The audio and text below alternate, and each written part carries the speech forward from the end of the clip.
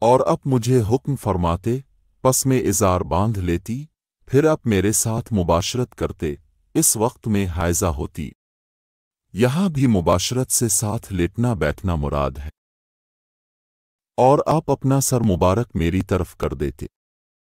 اس وقت آپ اعتکاف میں بیٹھے ہوئے ہوتے اور میں حیض کی حالت میں ہونے کے باوجود آپ کا سر مبارک دھو دیتی۔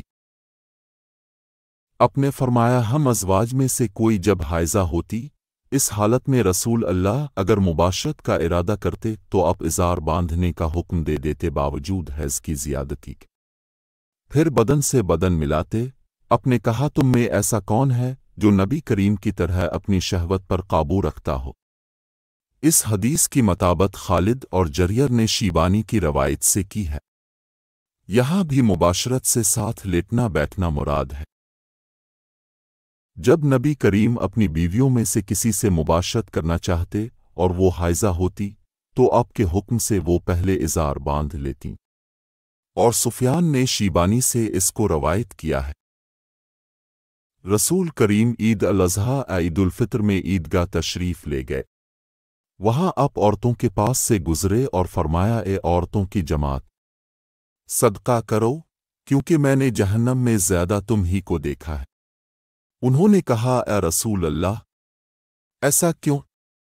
اپنے فرمایا کہ تم لان تان بہت کرتی ہو اور شوہر کی ناشکری کرتی ہو، باوجود عقل اور دین میں ناقص ہونے کے میں نے تم سے زیادہ کسی کو بھی ایک عقل مند اور تجربہ کار آدمی کو دیوانہ بنا دینے والا نہیں دیکھا۔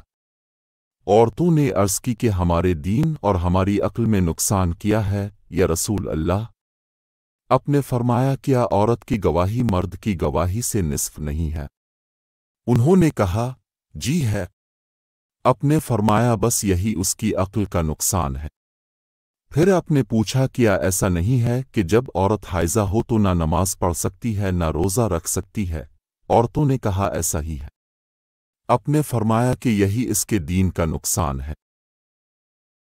ہم رسول اللہ کے ساتھ حج کے لیے اس طرح نکلے کہ ہماری زبانوں پر حج کے علاوہ اور کوئی ذکر ہی نہ تھا۔ جب ہم مقام صرف پہنچے تو مجھے حیض آ گیا۔ اس غم سے میں رو رہی تھی کہ نبی تشریف لائے۔ اپنے پوچھا کہ کیوں رو رہی ہو؟ میں نے کہا کاش میں اس سال حج کا ارادہ ہی نہ کرتی۔ اپنے فرمایا شاید تمہیں حیض آ گیا ہے۔ میں نے کہا جی ہاں۔ اپنے فرمایا یہ چیز تو اللہ تعالیٰ نے آدم کی بیٹیوں کے لیے مقرر کر دی ہے، اس لیے تم جب تک پاک نہ ہو جاؤ طواف بیت اللہ کے علاوہ حاجیوں کی طرح تمام کام انجام دو۔ فاطمہ ابی حبیش کی بیٹی نے رسول کریم سے کہا کہ اے رسول اللہ، میں تو پاک ہی نہیں ہوتی، تو کیا میں نماز بالکل چھوڑ دوں؟ آن حضور نے فرمایا کہ یہ رگ کا خون ہے، حیض نہیں، اس لیے جب حیض کے دن جن میں کبھی پہلے تمہیں عادتنا حیض آیا کرتا تھا آئیں تو نماز چھوڑ دے، اور جب اندازہ کے مطابق وہ دن گزر جائیں تو خون دھو ڈال اور نماز پڑھ۔ ایک عورت نے رسول کریم سے سوال کیا۔ اس نے پوچھا کہ اے رسول اللہ، آپ ایک ایسی عورت کے متعلق کیا فرماتے ہیں جس کے کپڑے پر حیض کا خون لگ گیا ہو؟ تو رسول اللہ نے فرمایا کہ اگر کسی عورت کے کپڑے پر حیض کا خون لگ جائے تو چاہیے کہ اسے رگڑ ڈالے، اس کے بعد اسے پانی سے دھوئے، پھر اس کپڑے میں نماز پڑھ لے۔ اپنے فرمایا کہ ہمیں حیض آتا تو کپڑے کو پاک کرتے وقت ہم خون کو مل دیتے، پھر اس جگہ کو دھو لیتے اور تمام کپڑے پر پانی بہا دیتے اور اسے پہن کر نماز پڑھتے۔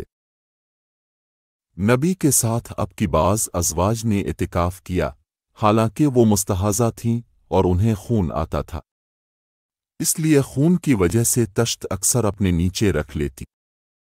اور اکرمہ نے کہا کہ عائشہ رضی اللہ عنہا نے قسم کا پانی دیکھا تو فرمایا یہ تو ایسا ہی معلوم ہوتا ہے جیسے فلاں صاحبہ کو استحاضہ کا خون آتا تھا۔ رسول اللہ کے ساتھ اب کی ازواج میں سے ایک نے اعتکاف کیا۔ وہ خون اور زردی نکلتے دیکھتی، تشت ان کے نیچے ہوتا اور نماز ادا کرتی تھیں۔ بعض امہات المومنین نے اعتکاف کیا حالانکہ وہ مستحاضہ تھیں۔ اوپر والی روایت میں انہی کا ذکر ہے۔ ہمارے پاس صرف ایک کپڑا ہوتا تھا جسے ہم حیض کے وقت پہنتے تھے۔ جب اس میں خون لگ جاتا تو اس پر تھوک ڈال لیتے اور پھر اسے ناخنوں سے مسل دیتے۔ ہمیں کسی میت پر 3 دن سے زیادہ سوگ کرنے سے منع کیا جاتا تھا، لیکن شوہر کی موت پر 4 مہینے 10 دن کے سوگ کا حکم تھا۔ ان دنوں میں ہم نہ سرما لگاتی نہ خوشبو اور عصب یمن کی بنی ہوئی ایک چادر جو رنگین بھی ہوتی تھی کے علاوہ کوئی رنگین کپڑا ہم استعمال نہیں کرتی تھیں، اور ہمیں عدت کے دنوں میں حیض کے غسل کے بعد کست اظفار استعمال کرنے کی اجازت تھی اور ہمیں جنازہ کے پیچھے چلنے سے منع کیا جاتا تھا۔ اس حدیث کو حشام بن حسان نے حفصہ سے، انہوں نے عطیہ سے، انہوں نے نبی کریم سے روایت کیا ہے۔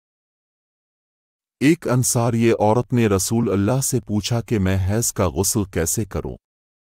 آپ نے فرمایا کہ مشک میں بسا ہوا کپڑا لے کر اس سے پاکی حاصل کر۔ اس نے پوچھا، اس سے کس طرح پاکی حاصل کروں؟ آپ نے فرمایا، اس سے پاکی حاصل کر۔ اس نے دوبارہ پوچھا کہ کس طرح؟ آپ نے فرمایا، سبحان اللہ، پاکی حاصل کر۔ پھر میں نے اسے اپنی طرف کھینچ لیا اور کہا کہ اسے خون لگی ہوئی جگہوں پر پھیر لیا۔